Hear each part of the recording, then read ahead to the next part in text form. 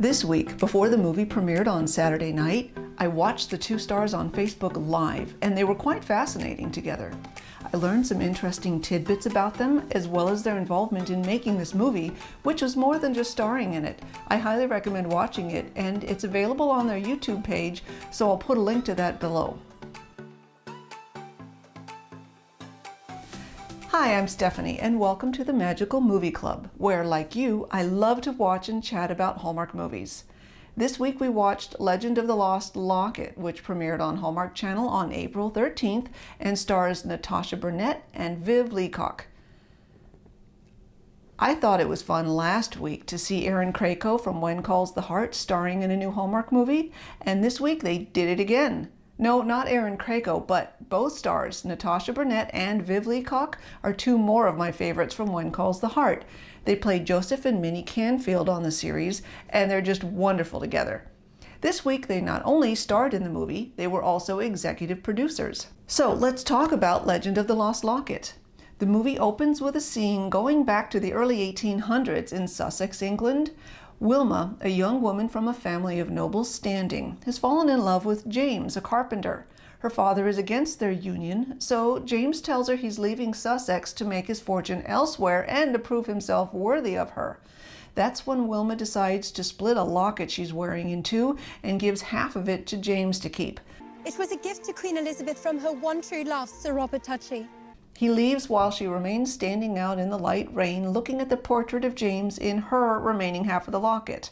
I've already taken a peek at some reviews, and one of them commented on the same thing I'm about to mention now, and that is that while I agree that scene was important to understand the history of the locket and the importance of how and why it went missing, the acting in that scene, no, I'm sorry, it was pretty bad, but it only lasted a minute and a half.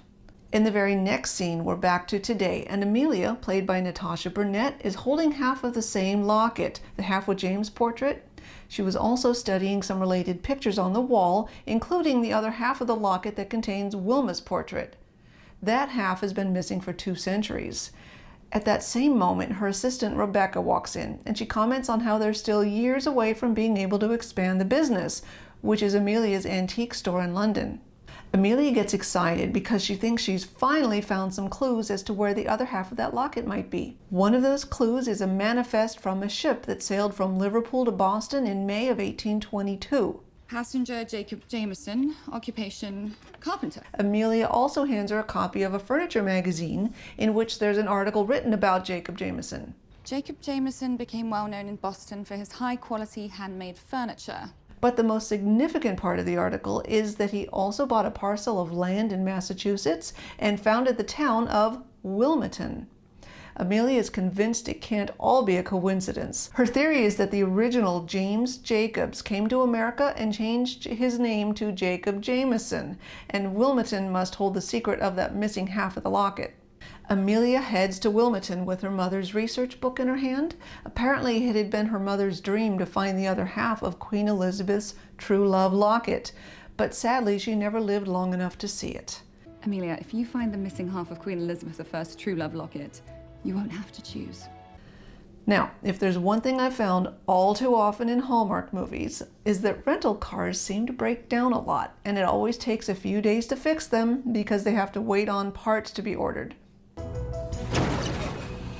Why these rental car companies can't just provide a replacement car, I'll never know. Oh well, this one is no exception. She pulls over to the side of the road and enter Marcus, played by Viv Leacock. He happens to be driving by and pulls over to offer her some assistance. Notice he's dressed in plain clothes.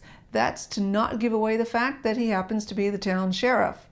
Naturally, she doesn't trust a stranger on the side of the road to help her, and she prefers to wait for roadside assistance. Of course, Amelia quickly finds out what it's really like in a small town like this when Jack, the tow truck driver, arrives, and he and Marcus clearly know each other already. Just how small is this town? Very. And since the car will need to be towed, Marcus offers to give Amelia a ride into town. She still doesn't know who he is, though, and hesitates to accept his offer. Fortunately, Jack convinces her that it's okay to go with Marcus, and once he drops her off where she's staying, she actually seems impressed by his willingness to help a stranger. That's very kind of you.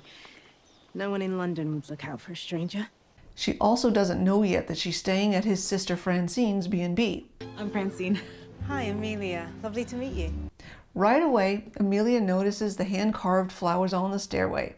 A bit crooked, but I love them too. When she asks about the age of the house, Francine's daughter Hannah steps in to give her the history. She was pretty cute. It was built in 1824 by our town founder, Jacob Jameson. And once Amelia was shown her room where she'd be staying, she started making notes on a copy of a town map, including the town archives, the library, and a note to ask about living descendants. So in the next scene, by the way, did I mention this was a small town?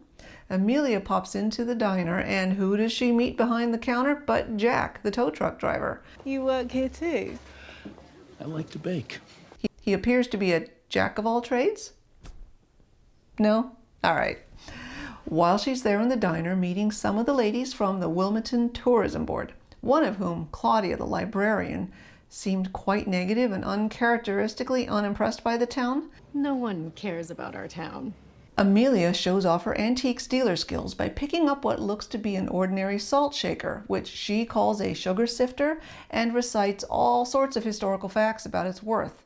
It's hallmarked 1832, Sheffield. English silver, quite valuable. That was a bit over the top for me, but I understand the point they were trying to get across, is that Amelia is a very skilled antiques dealer. Before she knows it, the next morning, the entire town is lined up at the diner for an impromptu appraisal session, kind of like Antiques Roadshow style. Before that happens, though, Marcus shows up and offers to walk her to the town archives. It's during their pleasant walk through town that he reveals that Francine is his sister. Notice she looks a little relieved after hearing that. She's my youngest sister. Hannah's my niece. Oh, how nice. As they continue their walk, Amelia is also intrigued when they come across an old empty storefront for lease. It used to be an antique shop. Marcus explains how much the town has changed since he was a boy, and a lot of people have left as the jobs dried up. And this empty storefront is just one example. And then they arrive at the town hall. It's a rather beautiful building, by the way. It's also the mayor's office and where the archives are kept.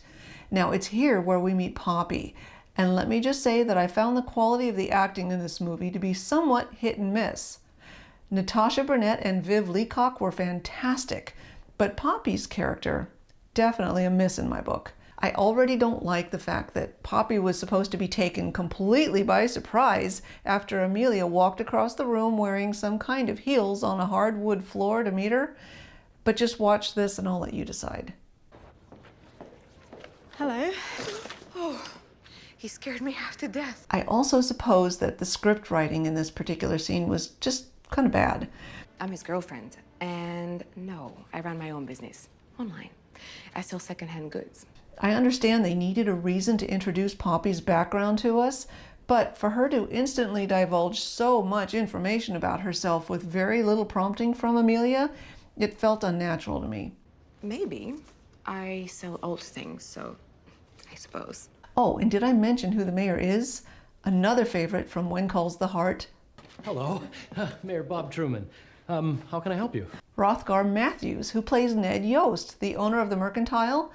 For as much as I didn't care about Poppy's character in this movie, I thought Hrothgar Matthews as the mayor was absolutely a perfect choice. I loved him, and his character was just ideal for a small-town mayor. No offense to real small-town mayors, though. Unfortunately, the mayor won't let her in to see the archives. He says they're closed due to budget cuts. We hear a lot about budget cuts in this movie. We also find out that there's to be a ball coming up for Wilmington's 200th anniversary. Poppy. Poppy invites Amelia to come, and that's when the scene ends with Poppy and the mayor bickering over, among other things, the misspelling of Wilmington with 2 L's on the invitation. That ends up causing a delay in getting the invitations out because they'll have to be reprinted. Oh no, this is a disaster. Now, I'm still on the fence about what happened in the next scene. Since Amelia wasn't allowed to see the archives, what did she do next? Oh, she broke into them overnight. Doesn't everyone? Well, that's when we and Amelia find out that Marcus is the sheriff. And yes, Amelia winds up behind bars. Hello? Don't I get a phone call? Ultimately, she gets off with just a ticket and heads back to the B&B where she gets to know Francine's story a little bit better. But before she went up to bed, she noticed that her map, you know, the one with her notes on it, was missing from her purse. The map's missing. It turns out it wasn't actually missing, but it was no longer tucked inside her mother's journal where she left it. That was a little bit disturbing to think that someone might have been going through her things. Well, the next day, after she finished all of the impromptu appraisals at the diner, she and Francine came up with a plan to host an antiques fair the day after the Founders Ball to try to help turn the town into an antique lover's dream, as she called it. When Amelia goes to ask the mayor for permits to host the fair, she also suggests that she can sell out the rest of the remaining tickets to the Founders Ball to her contacts in the antiques industry. All she asks for in return... I'd like to see your archives, please. The next day, Marcus accompanies Amelia to the archives, and what does she find inside the box from the early days of the town's founding?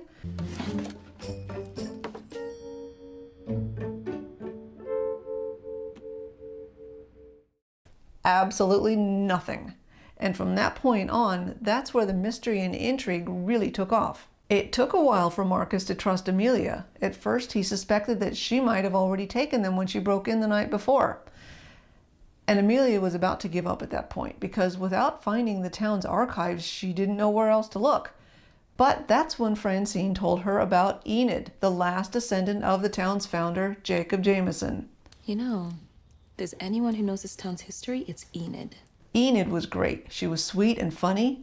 I actually recognized her as Granny from Once Upon a Time, another one of my favorite TV series. Oh, drat, how I hate to miss meditation class, but seems I don't have a choice. Sorry. There were two important takeaways from meeting with Enid. One was a sewing sampler she showed them. It was a small piece of fabric with a poem embroidered on it by Jane. If you remember, Jane was Jacob Jameson's wife. That poem ultimately becomes their key to finding the locket. But they also learned that there's still a lot of Jacob's old furniture stored at a river house, so Amelia and Marcus head over to the river house next to see what they might find there. Sometimes old furniture like this has hidden compartments. I don't want to go into too much more detail since this is a mystery and I really shouldn't give away everything this time, but another important clue they find at the river house, it's an old painting covered in smoke damage.